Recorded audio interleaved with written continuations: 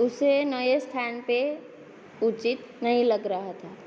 जैसे कि हमें भी कितने दिन से हमारे माता पिता के पास रहते हैं, कुछ दिन के लिए हमें दूसरे जगह पे मौसी के घर, चाचा के घर भेज देते हैं तो हमें भी अच्छा नहीं लगता। उसी प्रकार उस बेलों को भी अपनी पुरानी जगह छोड़कर दूसरे नए स्थान पे जाने का अच्छा नहीं लगा। उसे तो ऐसा ही लगा था कि हमारे मालिक ने हमें दूसरे मालिक को बेच दिया। दोनों ने अपनी मुख भाषा में सलाह की, एक दूसरे को कनखियों से देखा और लेट गई। कनखियों से देखना वो मुहावरे का अर्थ है तिरछी नज़र से देखना। क्या अर्थ होता है कनखियों से देखने का? तिरछी नज़र से देखना। तो दोनों ने अपनी मुख भाषा में सलाह की, एक दूसरे को तिरछी नज़र से देखा और लेट गए, सो गए। जब गांव में सोता पड़ गया तो दोनों ने जोर मारकर पगहे टूड़ा डाले और घर की तरफ चले। सोते पड़ गए यानी सभी लोग का सो जाना, ये भी मुहावरा का अर्थ है।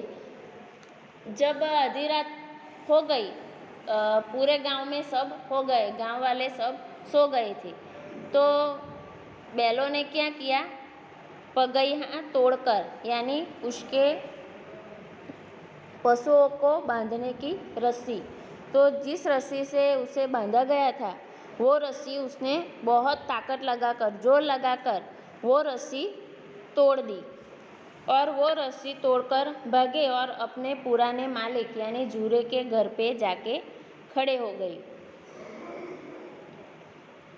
पगहे बहुत मजबूत थे, अनुमान न हो सकता था कि कोई बैल उन्हें तोड़ सकेगा, पर इन दोनों ने इस समय दूनी शक्ति आ गई थी। एक एक झटके में रस्सियाँ टूट गई। उसके उन बैलों को जो जिन रस्सियों से बंधा हुआ था, तो वो रस्सी इतनी मजबूत थी, इतनी ताकतवर थी कि किसी से भी कोई भी बैल उसे तोड़ नहीं सकता। लेकिन वो बैलों में इतनी शक्ति, दुगुनी शक्ति इकट्ठी करके उन्होंने एक ही झटके में वो जो रस्सी से बंधे हुए थे वो रस्सी को एक ही झटके में उसने तोड़ दी। जूरी प्रातःकाल सोकर उठा तो देखा कि दोनों बैल चरनी पर खड़े हैं। दोनों की गर्दनों में आधा आधा गराव लटक रहा है, घुटने तक पांव कीचड़ से भरे हैं और दोनों की आंखों में विद्रोहमय स्नेह झलक रहा। जूरी जब प्रातःकाल में सोकर उठा तो उसने देखा कि अपने दोनों बैल हीरा और मोती बैलों चरनी पर खड़े हैं। चरनी पर यानी चारा खाने की जगह, तो वो अपनी चारा खाने की जगह पे खड़े थे अपना गर्दन झुकाकर। दोनों की गर्दन झुकाकर नहीं, मतलब दोनों की गर्दनों में आधा आधा गराव लटक रहा था। तो जब जूरी सोकर उठा तो वो दोनों बैल अपनी अपनी जगह पे यानी चरनी यानी खाने की जगह पे खड़े थे। उनकी गर्दनों में यानी गले में आधा आधा गराव लटक रहा था। गराव यानी डोहरी रस्सी जो गले से बांधी जाती है वह, तो वो उसके गले में लटक रहा था। घुटने तक पांव कीचड़ से भरे हुए थे, यानी उनके पांव जो थे वो घुटने तक कीचड़ लगा हुआ था और दोनों की आंखों में विद्रोहमय स्नेह झलक रहा था। दोनों की आंखों में विद्रोहमय,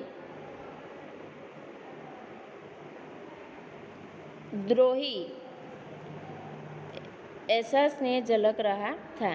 जूरी बैलों को देखकर स्नेह से गदगद हो गया, दौड़कर उन्हें गले लगा लिया। प्रेमालिंगन और चुंबन का वह दृश्य बड़ा ही मनोहर था। जूरी बैलों को देखकर गदगद हो गया। मुहावरे का अर्थ है गदगद होना, मतलब अत्यधिक प्रसन्न होना। जूरी ने अपने दोनों बैलों को देखा तो वह बहुत ही प्रसन्न हुआ, अत्यंत प्रसन्न हुआ और उन्हें आलिंगन देने लगा, प्रेमालिंगन करने लगा, चुंबन करने लगा। और वह जो जूरी उसे मिल रहा था, उसे गले लग रहा था, वह दृश्य बहुत ही मनोहर था, यानी बहुत सुंदर था। मनोहर यानी मन हर लेने वाला। शब्द समूह के लिए एक शब्द बन सकता है, पूछा जा सकता है मनोहर, तो मन हरने वाला। घर और गांव के लड़के जमा हो गए और तालियां बजा बजा कर उनका स्वागत करने लगे। गांव के इतिहास में यह घटना अभूतपूर्व न होने पर भी महत्वपूर्ण थी। घर और गांव के लड़के जमा हो गए। घर और गांव के जो लड़के थे वो वहाँ बैलों के पास खड़े हो गए, इकट्ठे हो गए, तालियां बजा बजा कर उनका स्वागत करने लगे।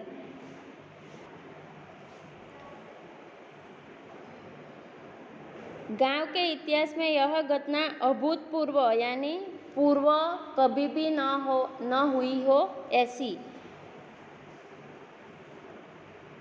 आगे के समय में कभी भी न हुई हो ऐसी घटना न होते हुए भी वह महत्वपूर्ण मानी गई। बाल सभा ने निश्चय किया, दोनों पशुवीरों को अभिनंदन पत्र देना चाहिए। कोई अपने घर से रोटियां लाया, कोई गुड़, कोई चौकर, कोई भूसी। बच्चों ने वो दोनों बैलों का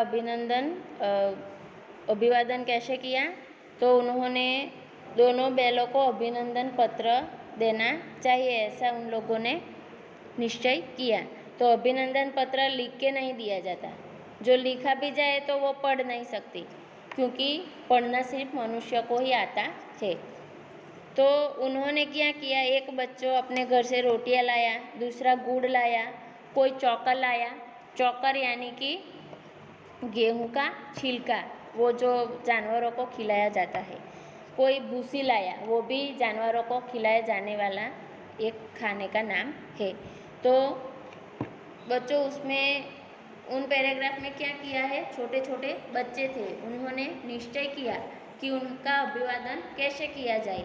तो उन्होंने सोचा कि हम उसे अभिनंदन पत्र देना चाहते हैं।